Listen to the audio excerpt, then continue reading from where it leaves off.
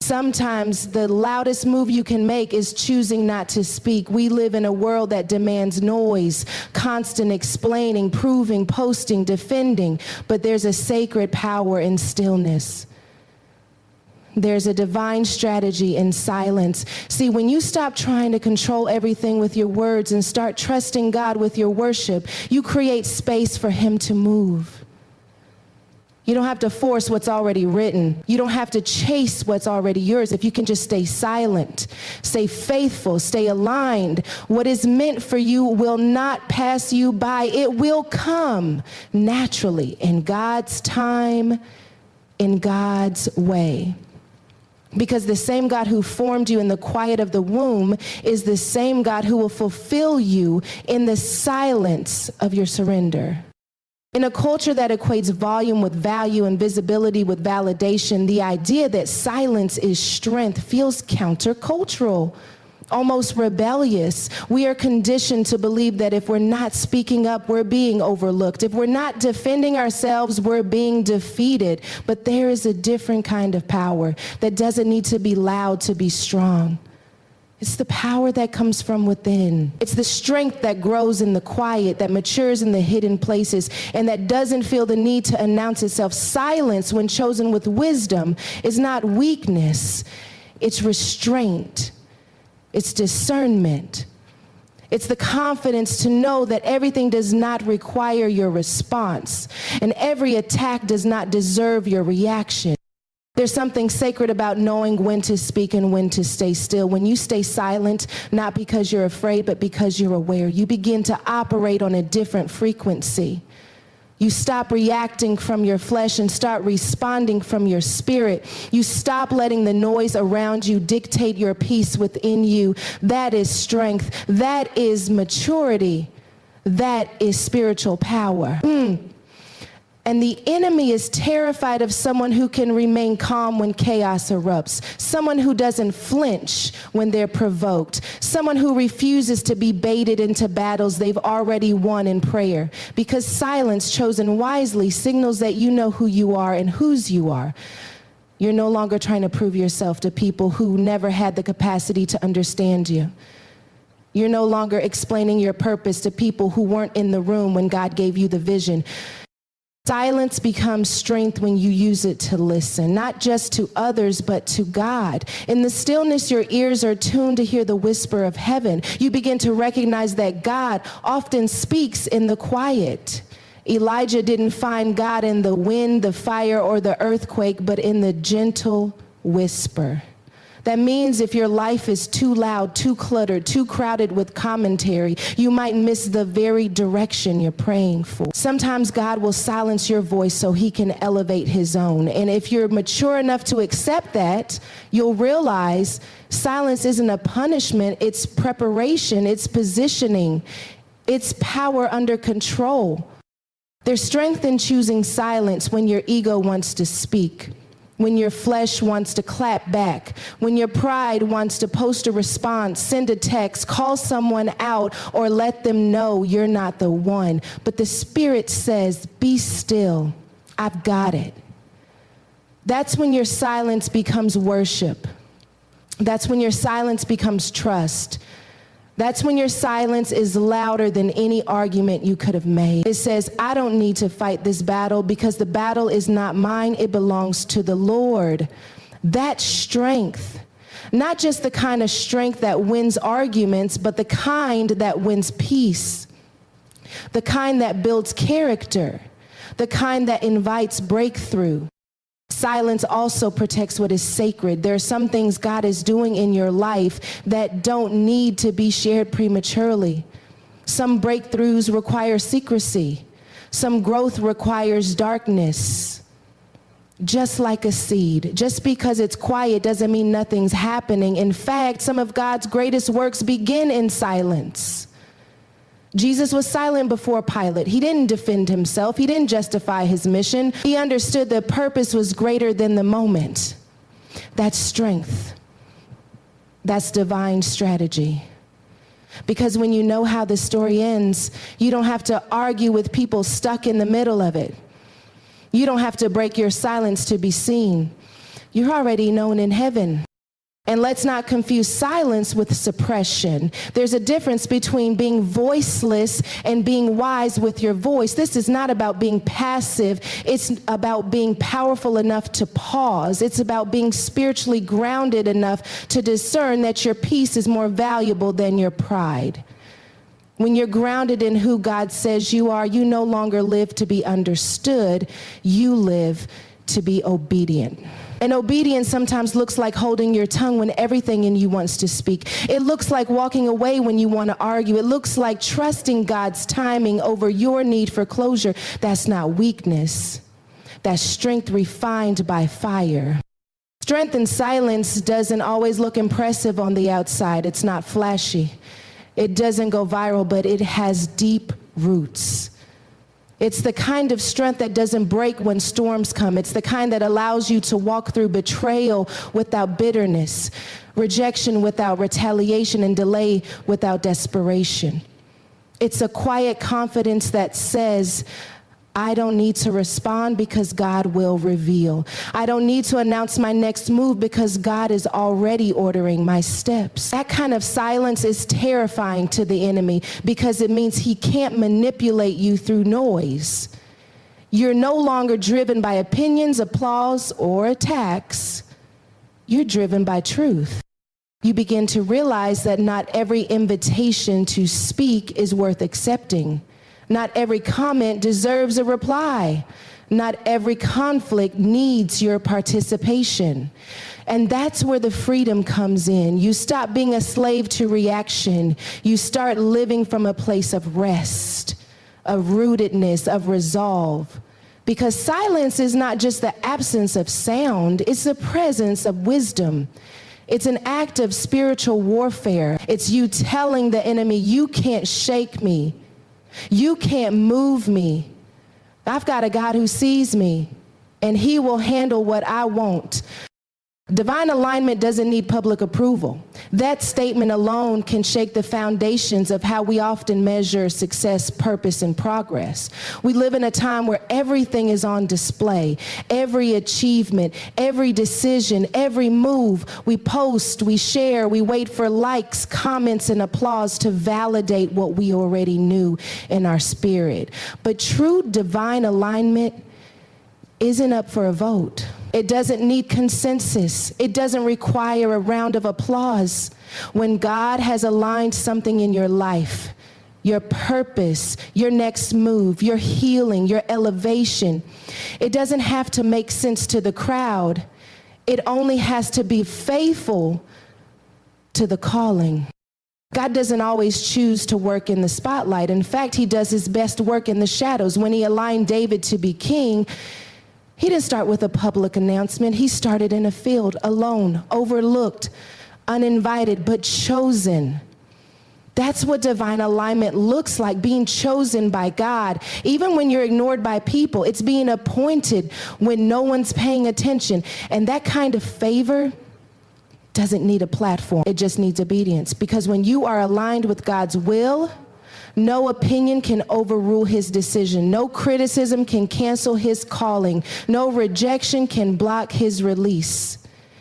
Divine alignment is about surrender, not popularity. It's about walking in the will of God, even when no one understands where you're going. Sometimes the need for approval becomes a distraction from alignment.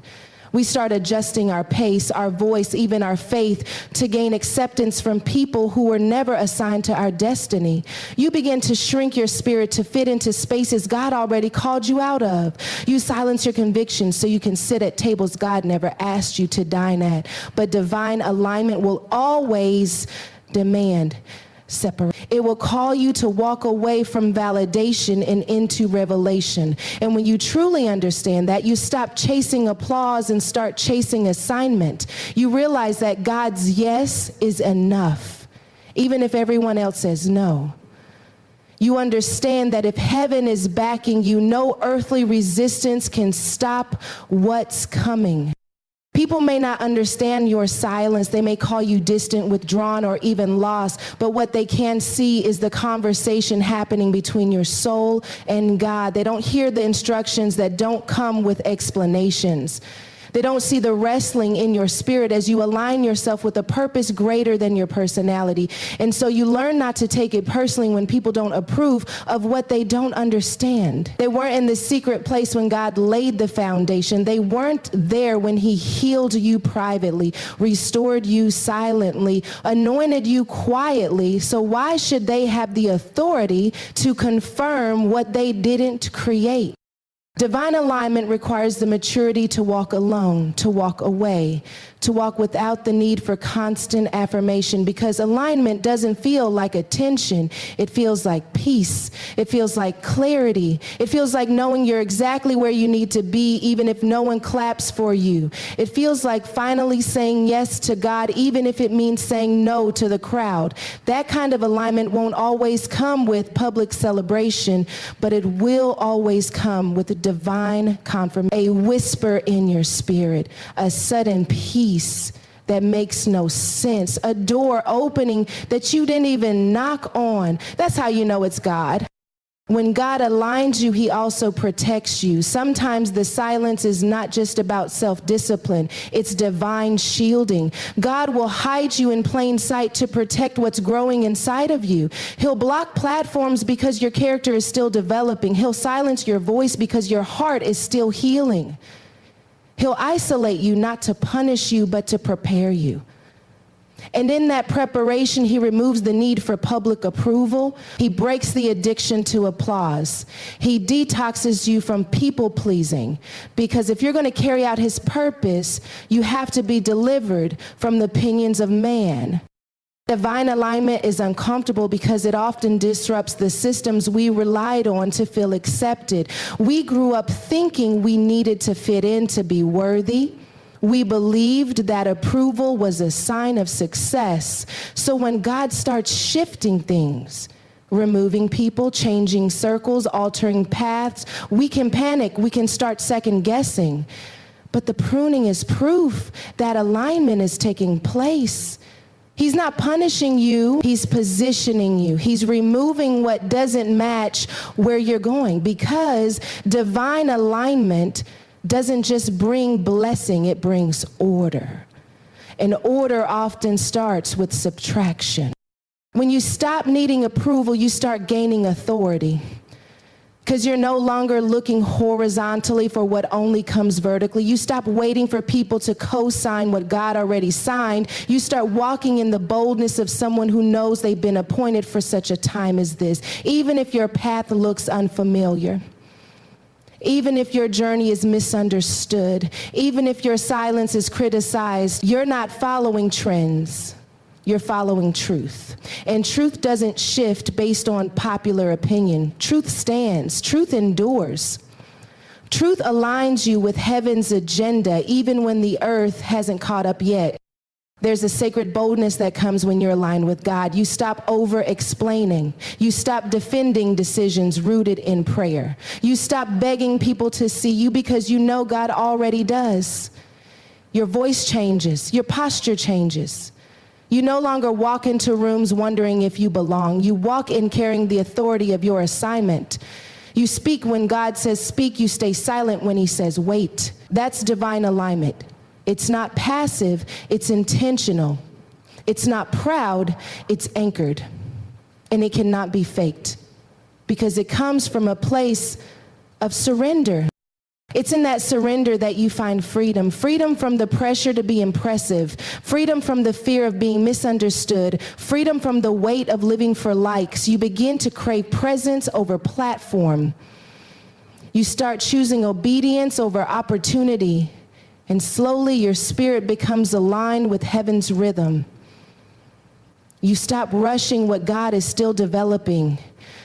You stop questioning what God has already confirmed. And you find rest in the reality that you don't need to be seen by many when you've been chosen by one. Stillness is not passivity. It is the crucible where your heart's cry meets heaven's whisper. In the quiet, you begin to peel away the layers of noise opinions, expectations, the endless buzzing of social media updates, and you find yourself face to face with the raw, unfiltered truth of who you really are and what you were created for. When you pause long enough to listen, you'll discover that God's voice is not hidden in the crowd, but in the calm. He speaks in the gentle hush that follows a storm, the breath between your anxieties, the space between two heartbeats. In that sacred silence, the clutter of confusion falls away and clarity emerges like dawn breaking over the horizon. You realize the path you've been stumbling toward was never meant to be discovered in the flashing lights of approval, but in the stillness of surrender. In stillness, distractions lose their power. The demands of the world clamor for your attention, deadlines to meet, milestones to hit, notifications to answer. But when you refuse to be hurried, when you refuse to obey the tyranny of urgency, your spirit recalibrates. You see, that direction isn't dictated by the loudest voice in the room or the most trending hashtag. It's given by the one who authored your story. You begin to discern the difference between your own good ideas and God's best instructions. You start to recognize that the whispers of destiny are drowned out by the roar of busyness. And so you choose stillness, not as an afterthought, but as strategy. You build margins in your schedule, carve out pockets of solitude, and consecrate moments of silence so that your soul can catch up with your calling. Stillness also teaches you patience. When you sit quietly before the Lord, pressing in without an agenda, you learn to wait on His timing. You discover that moving in your own strength often leads to detours, but waiting in His strength guides you straight. There is a sacred tension in waiting, a holy space where your faith stretches and your trust deepens. You may not see the whole staircase, but you feel the sure footing beneath your feet because you've paused long enough to catch the promise that carries you forward. Clarity doesn't always come with immediate instruction. Sometimes it comes with the peace of knowing you're exactly where you need to be, even if the map hasn't been fully revealed. In that quiet place, God begins to rearrange the furniture of your heart.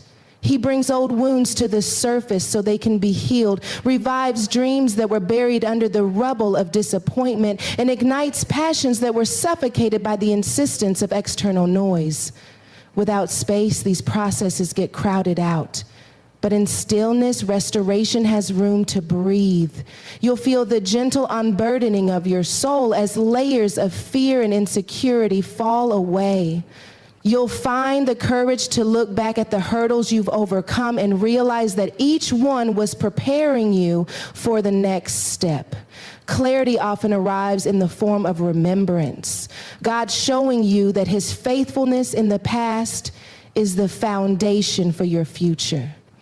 And direction comes when you connect the dots of His goodness, even if the picture isn't complete.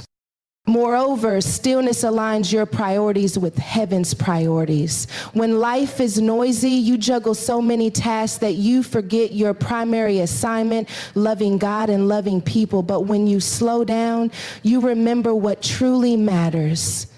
You look into the mirror of your soul and ask, am I living in a way that reflects the kingdom? You realize that success isn't measured by the number of followers or the size of your bank account, but by the depth of your intimacy with God and the impact of your compassion toward others.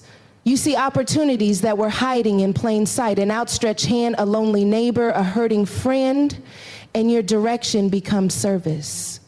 You reframe your ambitions through the lens of eternal value rather than temporal validation. Stillness also sharpens your spiritual senses. In the busyness of life, you become dull. You walk in autopilot, reacting rather than responding. But when you quiet the external and internal chatter, your spirit awakens. You sense God's presence in ordinary moments, a sunrise, a child's laughter, a gentle breeze. And you recognize His guidance in the nudges of your conscience, the impressions of peace, the convictions of righteousness. You start to distinguish between the prompting of fear and the leading of faith. You learn that the Holy Spirit's direction is never panicked, never rushed, never confusing. It is steady, deliberate, and often accompanied by a deep and abiding calm. In that sharpness of spirit, you find the wisdom to make decisions that honor your calling rather than indulge your comfort zones. And let's not underestimate the power of communal stillness. When you gather with others in silence, no scripted prayers, no programmed worship, just raw openness, you create sacred space for corporate clarity. There's a collective hush that invites God's presence. And in that reverent quiet, destinies merge and align. You hear the burdens of others and the heartbeats of unity. You sense what needs to shift in your ministry, your family, your community. Shared stillness amplifies revelation because it multiplies focus. When a room full of believers stops talking long enough to listen, heaven breaks through in tangible ways. Words of knowledge, fresh vision, collective strategy. But the most transformative clarity and direction come when you make stillness a daily habit. It's not a retreat you attend once a year. It's a rhythm you practice every morning, every afternoon, every night. It's the intentional refusal to let your calendar fill up without breathing room for the voice that matters above all. It's the spiritual discipline that says, first things first, I will seek your face before I chase any favor. And as you cultivate that daily encounter, you'll notice that decisions get easier, directions get clearer, and purpose gets brighter. Life will still have noise, but it can no longer drown out the song in your soul because you've learned to tune into the divine melody playing beneath it all.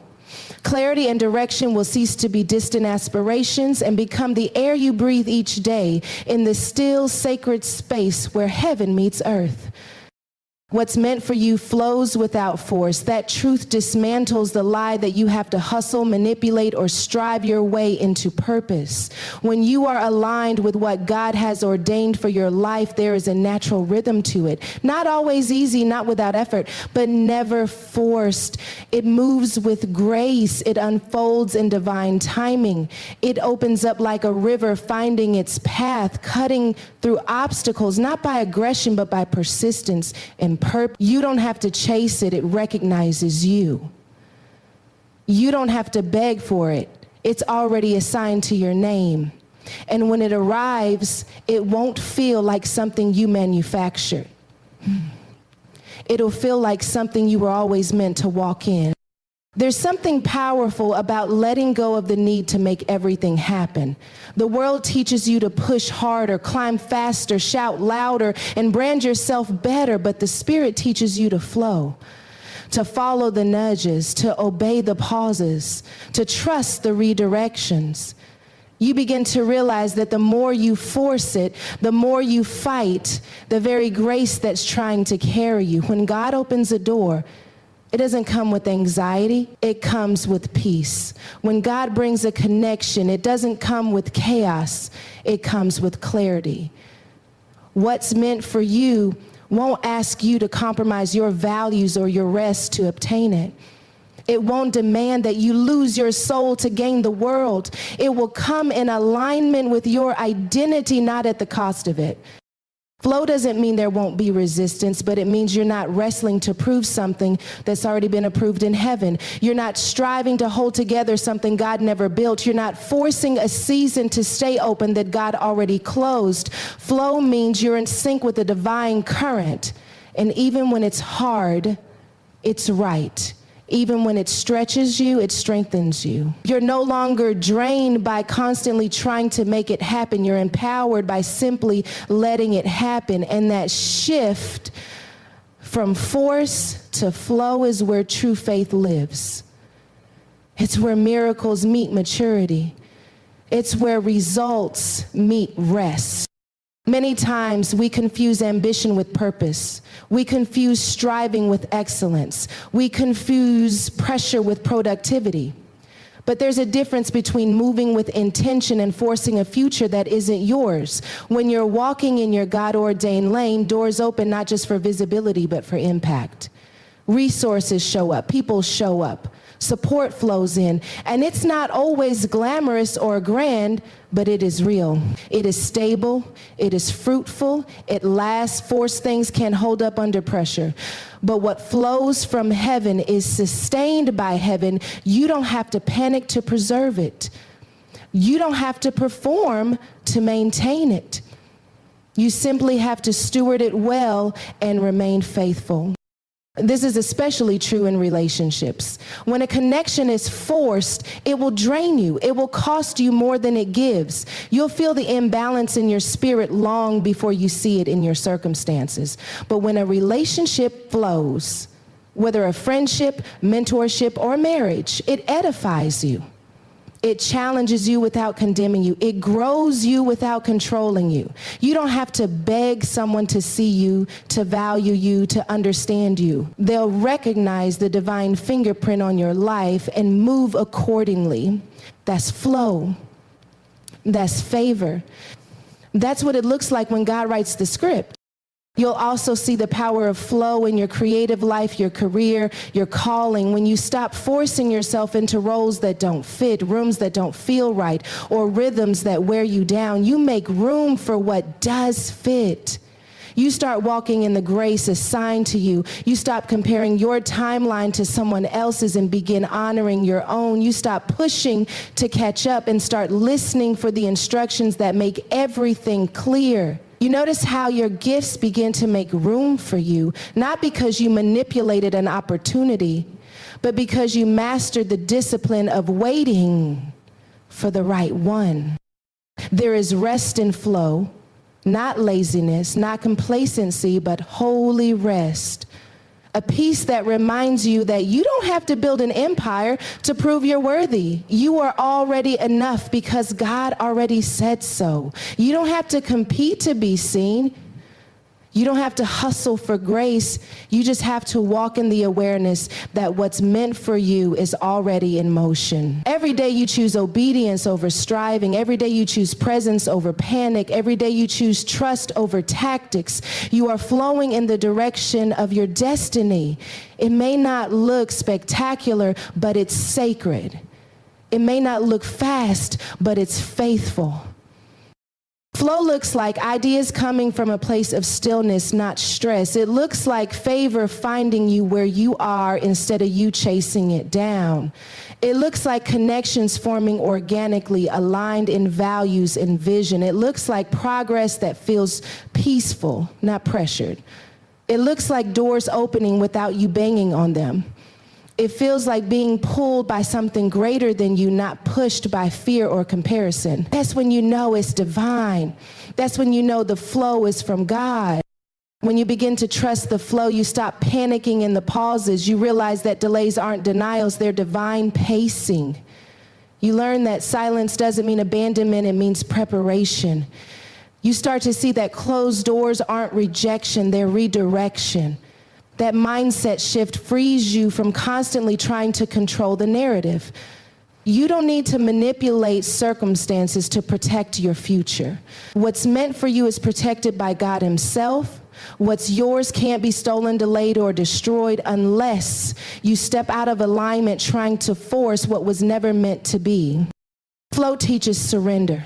It teaches you that success isn't always loud and purpose isn't always polished. Sometimes it's quiet, sometimes it's slow, but it's real.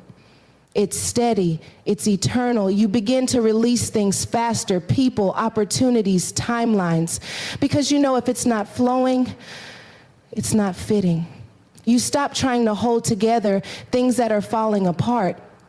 Not because you gave up, but because you woke up. You realize that grace doesn't grind, grace grows, it builds, it multiplies, it flows. You begin to pray differently. You don't just pray for open doors, you pray for right doors. You don't just ask for speed, you ask for discernment. You don't just cry out for success, you cry out for alignment. And in that posture, God can trust you with more because he knows you won't force it. You'll follow him. You'll wait. You'll flow. You won't settle for anything less than what heaven has already spoken over you. You won't manipulate moments to feel significant. You'll trust that significance is already woven into your story, and it will find you, flow to you, and settle on you like oil from the throne of grace.